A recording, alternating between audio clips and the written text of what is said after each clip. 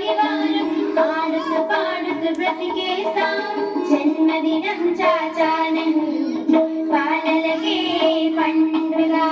జన్మదినం చాచా నెహ్రూ బాలలకే పండుగ. నెహ్రూ తాత గారికి పిల్లలు అంటే ఇష్టమట. నెహ్రూ తాత గారికి పిల్లలు అంటే ఇష్టమట.